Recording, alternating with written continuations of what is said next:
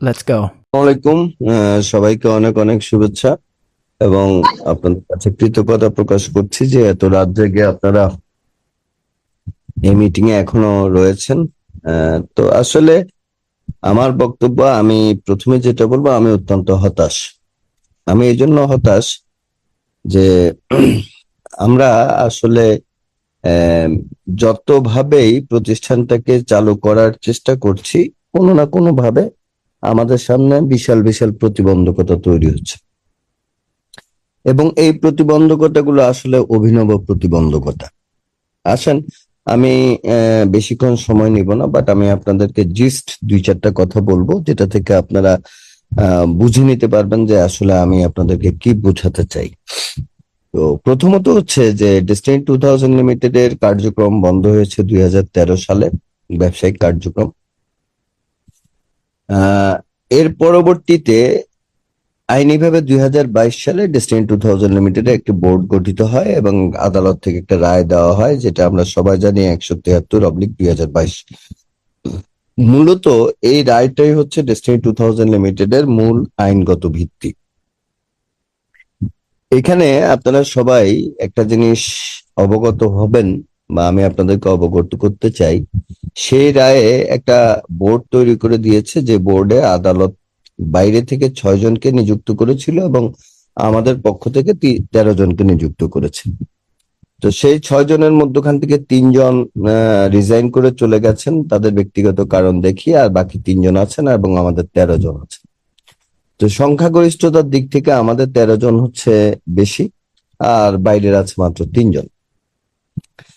তো যেহেতু ফ্যাসিস্ট হাসিনা সরকারের আমলে এই বোর্ডটা তৈরি হয়েছে, সেখানে বাইরের যে 3 জন আছে, হয়তো স্বাভাবিকভাবে তারা আওয়ামী সমর্থিত ব্যক্তি এবং তারা আওয়ামী লীগ ক্ষমতায় থাকাকালীন সময়ে যথেষ্ট আহ দাপটের সহিত এই প্রতিষ্ঠানের সম্পদ কুক্ষিগত করার জন্য বিভিন্ন পদক্ষেপ গ্রহণ করেছে। জুলাই বিপ্লবের পরে যখন এই প্রতিষ্ঠানের কার্যক্রম পরিচালনার জন্য আবার নতুন করে উদ্যোগ গ্রহণ করা হয়, তখন আমাকে এই প্রতিষ্ঠানের ব্যবস্থাপনা সমন্বয়ক হিসেবে দায়িত্ব দেওয়া হয় অবৈতনিকভাবে। অ্যাকচুয়ালি আমি নিজেই দায়িত্বটা নেই এবং তৎকালীন সময়ে এই প্রতিষ্ঠান পরিচালনার সমস্ত ব্যয় মানে আমি নির্বাহ করব এই শর্তে আমি দায়িত্বটা নেই, যে আমাকে কোনো টাকা দিতে হবে না, বরং প্রতিষ্ঠান পরিচালনায় যে ব্যয়টা আসবে সেটা আমি শেয়ার হোল্ডার বা বিভিন্ন বিভিন্ন উৎস থেকে আমি সংগ্রহ করে প্রতিষ্ঠান পরিচালনার জন্য ব্যয় করব। তো এখানে শুধুমাত্র আমার সাথে শর্ত ছিল একটা, যে আমি 50 লক্ষ টাকা পর্যন্ত ব্যয় করব, এর মধ্যে আমি প্রতিষ্ঠানকে আয়ের দিকে নিয়ে যাব। তো আমাকে নিয়োগ দেওয়ার একটা শর্ত ছিল, যে আমাকে নিয়োগ দেওয়ার 7 দিনের মধ্যে পরবর্তী 83 দিনের কর্ম পরিকল্পনা দিতে হবে এবং সেই কর্ম পরিকল্পনা বোর্ডে উপস্থাপিত হবে। বোর্ড অ্যাপ্রুভ করলে সেই কর্ম পরিকল্পনা অনুযায়ী আমাকে কাজ করতে হবে এবং সেই কাজগুলোর জন্য যে টাকাটা দরকার সেটা আমি দিব। তো আলহামদুলিল্লাহ, আমি 7 দিনের মধ্যে কর্মপরিকল্পনা উপস্থাপন করি এবং সেটা বোর্ড থেকে পাস হয়। সেই অনুযায়ী আমরা dean verification, dean activation, NFC card, marketing plan, software development ইত্যাদি কাজ করি, যেখানে প্রায় 40 লক্ষ টাকার মতো ব্যয় হয়, যার মধ্যে কর্মচারী বেতন, অফিস ভাড়া, সার্ভিস চার্জ ইত্যাদি ইত্যাদি খরচগুলোও রয়েছে। তো এই ইতিমধ্যে আহ, অগস্ট থেকে সেপ্টেম্বরের 1 তারিখে আমার নিয়োগ হয়। জুলাই, আগস্ট, সেপ্টেম্বর, হ্যাঁ, সেপ্টেম্বর, অক্টোবর 1 তারিখ থেকে নিয়োগ হয়। ডিসেম্বর পর্যন্ত আমার নিয়োগ থাকে, এরপরে আবার 3 মাসের জন্য এক্সটেনশন করে। 31শে মার্চ আমার নিয়োগ শেষ হয়। মূলত 26শে মার্চ থেকে আমাদের সমস্ত কার্যক্রম বন্ধ হয়ে যায় এবং ইতিমধ্যে আমাকে আর নতুন করে আহ, আমার মেয়াদ নবায়নও করা হয়নি। সঙ্গত কারণে আমাদের কর্মকাণ্ডটা একেবারে স্থবির হয়ে গেছে। এখন আপনাদেরকে আমি যেটা খুব সহজভাবে বলবো সেটা হচ্ছে যে প্রাতিষ্ঠানিকভাবে কোনো কাজ করার ক্ষমতা এখন আর আমার নেই। এখন সমস্ত ক্ষমতাটা হচ্ছে বোর্ডের কাছে। বাট বর্তমান ডেস্টিনি দুইটি ধারায় পরিচালিত হচ্ছে, একটা হচ্ছে বোর্ড, একটা হচ্ছে রফিকুল আমিন। দেখেন, আজকেও আমাদের আলিস সেন্টারে বোর্ডের একটা কমিটির মিটিং হয়েছে দুপুর 1টা থেকে সন্ধ্যা 6:30 পর্যন্ত। মিটিং এ আমি ইনভাইটেড ছিলাম অ্যাজ এ এক্সপার্ট মেম্বার হিসেবে। সেখানে এনএফসি দেওয়ার ব্যাপারে 9টি কোম্পানি থেকে কোটেশন নিয়েছে। যে কোম্পানিগুলো কোটেশন দিয়েছে সেই কোটেশন গুলো আমাদের কোনো কোটেশনই আমাদের আহ, মানে সার্ভিস গুলো প্রোভাইড করে না। আহ, তো তারা আবার সিদ্ধান্ত নিল যে আগামী বৃহস্পতিবার আবার এই সংক্রান্তে মিটিং হবে। তো একদিকে আপনার বোর্ড এক ধরনের কার্যক্রম পরিচালনা করছে, আর বস একদিকে আপনার সাউন্ড খুব কম আসতেছে বস, একটু একটু দেখবেন কাইন্ডলি। ওকে। এখন কি শোনা যাচ্ছে? হ্যাঁ মোটামুটি এখন আরেকটু ক্লিয়ার করেন। আচ্ছা। তো যেটা ওকে। হচ্ছে যেটা হচ্ছে যে একদিকে বোর্ড তাদের কিছু কার্যক্রম পরিচালনা করছে, আর একদিকে রফিকুল আমিন তার কার্যক্রম পরিচালনা করছে। এখন একটা প্রশ্ন আসছে যে রফিকুল আমিন মার্কেটিং প্ল্যান দেখাবেন। এবং আজকে আমি যতটুকু শুনছি তিনি প্রশ্ন করেছেন যে আমি মার্কেটিং প্ল্যান দেখানোর কে। আমি আপনাদেরকে এই প্রসঙ্গে একটা জিনিস জানাতে চাই একবার স্পষ্ট ভাবে। সেটা হচ্ছে যে মার্কেটিং প্ল্যানটি নিয়ে গতকালও আমি আলোচনা করেছি, সেই মার্কেটিং প্ল্যানটা অ্যাকচুয়ালি আমি তৈরি করিনি। এই মার্কেটিং প্ল্যানটা ডেস্টিনি 2000 লিমিটেড এর আদালত নিযুক্ত বোর্ড একটা কমিটি করেছে মার্কেটিং প্ল্যান তৈরি করার জন্য। সেই মার্কেটিং প্ল্যান তৈরি করার কমিটিতে আমি একজন মেম্বার ছিলাম। আমি আমার অভিজ্ঞতা বা আমার ধারণাগুলো সেই কমিটির অন্যান্য মেম্বারদেরকে দিয়েছি। সকলে সম্মিলিতভাবে বিভিন্ন আইনগত দিক পর্যালোচনা করে বর্তমান বাজার ব্যবস্থাপনা, পদ্ধতিগত উন্নয়ন, মানুষের ক্রয় অভ্যাস সবকিছু বিবেচনা করে প্রতিষ্ঠানের বিনিয়োগের সক্ষমতা এবং প্রতিযোগিতামূলক বাজার এই সবকিছু চিন্তা করে, এবং আমাদের ডিস্ট্রিবিউটরদের বিশেষ করে 45 লক্ষ মানুষের মধ্যে আমরা যারা এক্সিকিউটিভ ডিস্ট্রিবিউটর আছি তাদেরকে কিভাবে দ্রুত লাভজনক পর্যায়ে নিয়ে যাওয়া যায় সেই বিষয়গুলো বিবেচনা করে এই মার্কেটিং প্ল্যানটা তৈরি করা হয়। সেই মার্কেটিং প্ল্যানটা তৈরি হওয়ার পর সেটা বোর্ডে উপস্থাপন করা হয় এবং বোর্ড কর্তৃক সেই মার্কেটিং প্ল্যানটা অনুমোদিত হয়। এবং হওয়ার পর সেই মার্কেটিং প্ল্যানটা দিয়েই কিন্তু জয়েন্ট স্টকে আমরা লাইসেন্সের জন্য আবেদন করি। তো এই ক্ষেত্রে এই মুহূর্তে রফিকুল আমিন সাহেব যে মার্কেটিং প্ল্যানটা দেখাতে চাচ্ছেন, আমি একবার স্পষ্ট ভাবে বলতেছি এটা সম্পূর্ণ অবৈধ। এই মার্কেটিং প্ল্যান দেখানোর কোনো সুযোগ ডেস্টিনির পক্ষে ওনার নাই। হ্যাঁ, উনি যদি কোনো মার্কেটিং প্ল্যান তৈরি করে থাকেন তিনি সে মার্কেটিং প্ল্যানটা দিবেন হলো ডেস্টিনি বোর্ডকে। ডেস্টিনি বোর্ড কমিটি বরাবর প্রেরণ করবে এবং সেই কমিটি বিবেচনা করবে যে যে মার্কেটিং প্ল্যানটা ইতিমধ্যে তৈরি হয়েছে তার সাথে এই মার্কেটিং প্ল্যানের কোনো সমন্বয়ের প্রয়োজন আছে কিনা বা কম্প্যারিজনের প্রয়োজন আছে কিনা। বাট তিনি সেটা না করে তিনি সরাসরি এই মার্কেটিং প্ল্যানটাকে উনি রিফিউজ করলেন এবং উল্টা প্রশ্ন তুললেন যে এই মার্কেটিং প্ল্যান আমি তৈরি করেছি, আমি প্রতিষ্ঠানের মার্কেটিং প্ল্যান তৈরি করার ক্ষমতা রাখি না। নিঃসন্দেহে ব্যক্তিগতভাবে আমি প্রতিষ্ঠানের মার্কেটিং প্ল্যান তৈরি করার ক্ষমতা রাখি না, কিন্তু যদি প্রতিষ্ঠান আমাকে দায়িত্ব দেয় অবশ্যই আমি সেই কাজটা করার ক্ষমতা রাখি। তো সর্বোপরি আমি যে কথাটি আপনাদেরকে বলবো সেটা হচ্ছে যে এই মার্কেটিং প্ল্যানটি অনুমোদিত একটি মার্কেটিং প্ল্যান। তো এই মার্কেটিং প্ল্যান প্রদর্শনের যে নাটক মঞ্চস্থ করা হচ্ছে এখন সেটা সম্পূর্ণ প্রাতিষ্ঠানিক আইনগত ভিত্তিতে অবৈধ। আমি আবারও বলছি এটা প্রাতিষ্ঠানিক আইনগত ভিত্তিতে অবৈধ। তার কারণ হচ্ছে বোর্ড 101তম বোর্ড সভায় এবং 102তম বোর্ড সভায় এই বোর্ডের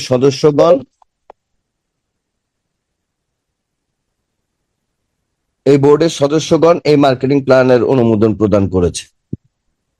তো আমি আপনাদেরকে একটা ছোট্ট গাইডলাইন দিতে চাই। সেটা হচ্ছে যে অনতিবিলম্বে আমি আপনাদেরকে অনুরোধ করব যে আপনারা পিএইচডি ফোরামের মাধ্যমে আজকে এখানে 200-250 বা 111 জন এখন উপস্থিত আছেন।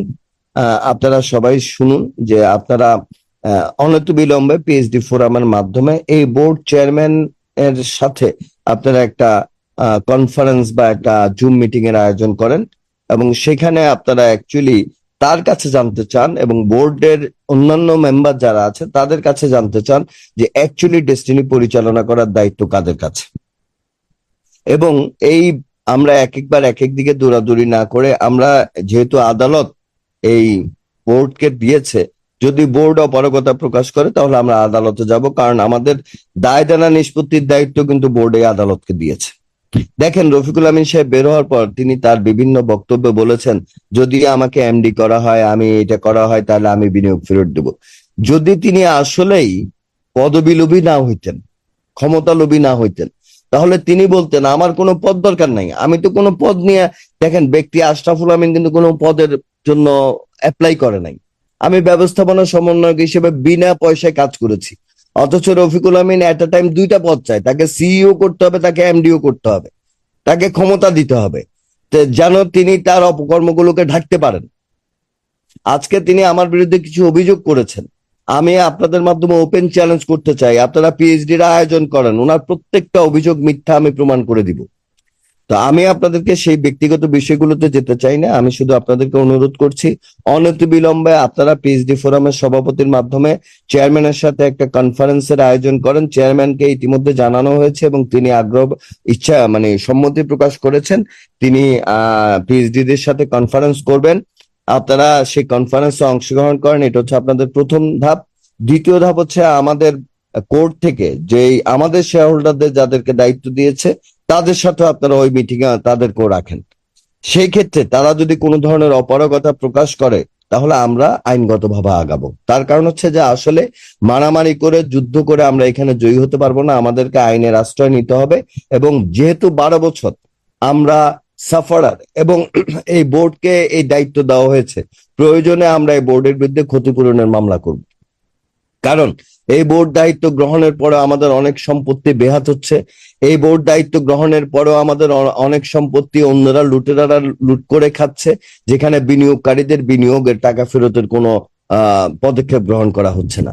বৈশাখী টিভি ডেস্টিনি মালিকানাধীন প্রতিষ্ঠান, বৈশাখী টিভির ডিএনডি কয়েকদিন আগে 1,80,00,000 টাকা দিয়ে প্রাডো গাড়ি ক্রয় করে, আর এখানে আমরা ডেস্টিনির অফিস চালানোর মতো খরচ করতে পারি না। তো এই বিষয়গুলো আসলে আমাদের বোর্ডের কাছ থেকে, আমাদের বোর্ড চেয়ারম্যানের কাছ থেকে জানতে হবে এবং তিনি যদি তার বক্তব্যটা, আমরা একবারে সুস্পষ্টভাবে রেকর্ডেড বক্তব্য আমাদেরকে নিতে হবে এবং নিয়ে আমরা তার বক্তব্যের প্রেক্ষিতে আমাদেরকে পরবর্তী পদক্ষেপ গ্রহণ করতে হবে।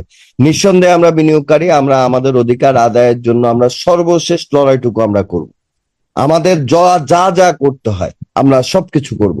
তার কারণ হচ্ছে যে এখানে আপনাদেরকে আমি জানিয়ে রাখি, আমাদের বিনিয়োগকারীদের টাকায় ক্রয়কৃত সম্পদ অবরুদ্ধ, কিন্তু এই মামলার যারা আসামি, এই মামলায় যারা সাজাপ্রাপ্ত হয়েছেন তারা কিন্তু তাদের সম্পদ ব্যবহার করার সুযোগ পাচ্ছেন। তাহলে খেয়াল করে দেখেন যে কত বড় অবিচার অন্যায় আমাদের প্রতি হচ্ছে, যে আমরা যারা আমাদের টাকায়, আমরা যারা নিরপরাধ, আমাদের টাকার ক্রয়কৃত সম্পদ আমরা ব্যবহার করতে পারছি না, কিন্তু যারা আদালত থেকে সাজাপ্রাপ্ত হয়েছে, যদিও তারা আপিল করছে, হ্যাঁ, বাট তারা কিন্তু তাদের সম্পদ ব্যবহার করতে পারছে। তো সেই ক্ষেত্রে আমাদের প্রতি অনেক বড় একটা অন্যায়, অনেক বড় একটা জুলুম হচ্ছে এবং আমরা বিগত সময়ে অত্যন্ত সহনশীলতার সাথে আমরা আমাদের যেই দাবিটা, আমাদের যে যৌক্তিক দাবি, এটা আমি দাবি বলবো না, এটা আমাদের অধিকার, আমরা প্রতিষ্ঠানে কাজ করেছি, আমাদের জীবনের সবচেয়ে বর্ণিল সময়টাকে আমরা এই প্রতিষ্ঠানে দিয়েছি, 25 বছর এই প্রতিষ্ঠানের জন্য আমরা অপেক্ষা করছি। মানুষের জীবনের সবচেয়ে মূল্যবান হচ্ছে সময়। এই 25টা বছর যে আমরা এখানে মানে বিনিয়োগ করলাম, অপেক্ষা করলাম, আজকে আমজনতা পার্টি অফিসে যাওয়ার সময় রফিকুল আমিনের হয়, অন্যান্য কাজ করার সময় রফিকুল আমিনের হয়, কিন্তু ডেস্টিনিকে নিয়ে ভাবনা চিন্তা করার সময় রফিকুল আমিনের হয় না। এটা আমাদের জন্য অত্যন্ত দুঃখজনক একটা বিষয়। Green, blue, white, red, light, বিভিন্ন ব্যানারে বিভিন্ন ধরনের প্রোগ্রাম হয়, কিন্তু পিএইচডিদেরকে নিয়ে, স্পেসিফিক পিএইচডিদেরকে নিয়ে কোনো প্রোগ্রাম হয় না। তার কারণ হচ্ছে যে আসলেই ওই প্রোগ্রামগুলো হচ্ছে অর্থ সংগ্রহের প্রোগ্রাম, সেই প্রোগ্রামগুলো থেকে অর্থ সংগ্রহ হয়, আর এই অর্থ সংগ্রহ করার জন্য সে প্রোগ্রামগুলো পরিচালিত হচ্ছে। তো যাই হোক, রফিকুল আমিনকে আমি এখানে কোনো পক্ষ তৈরি করতে চাই না। তার কারণ হচ্ছে যে রফিকুল আমিন অ্যাকচুয়ালি আইনগতভাবে প্রতিষ্ঠানের এখনো কেউ না, যার কারণে সে বারবার দাবি করে যে আমাকে নিয়োগ দেওয়া হলে, আমাকে এটা করা হলে, আমাকে ওইটা করা হলে আমি এটা করবো, আমি এটা করবো।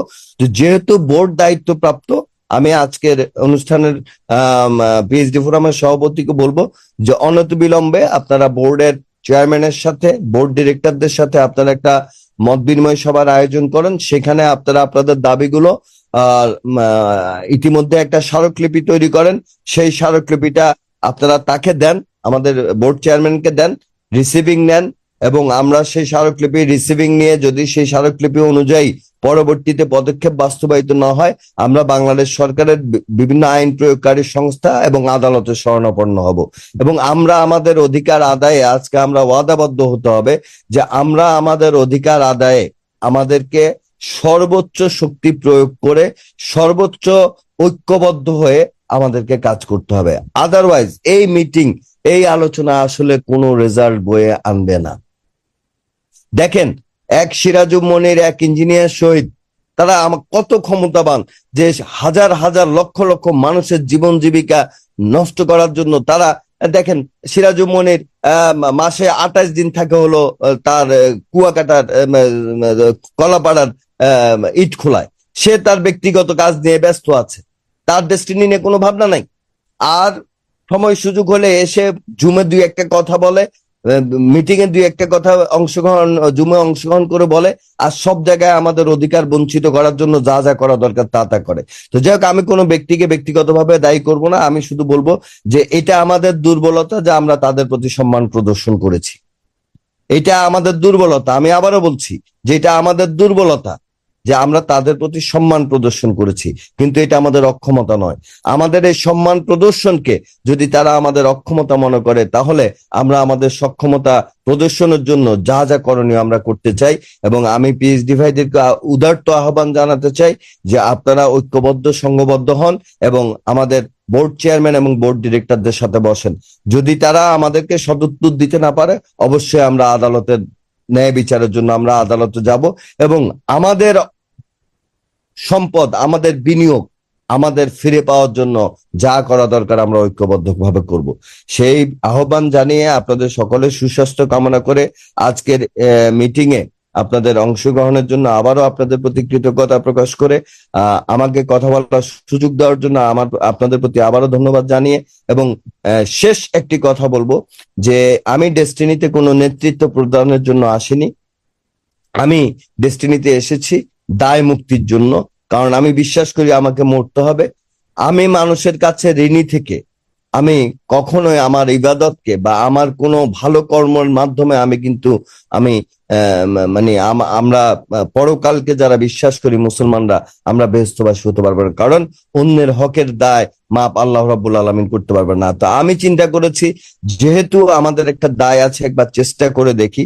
আমি অন্য প্রতিষ্ঠানে চাকরি করতাম, 4.5 লক্ষ টাকার মতো আমার বেতন ছিল, সেই চাকরি বাদ দিয়ে আমি ডেস্টিনিতে কিন্তু স্বেচ্ছায় ভলেন্টিয়ারি সম্পূর্ণ অবৈতনিক ভাবে আমি কাজ করতে এসেছি। আমি কোনো পদবি আশা করিনি, আমি কোনো পদবি চাইনি।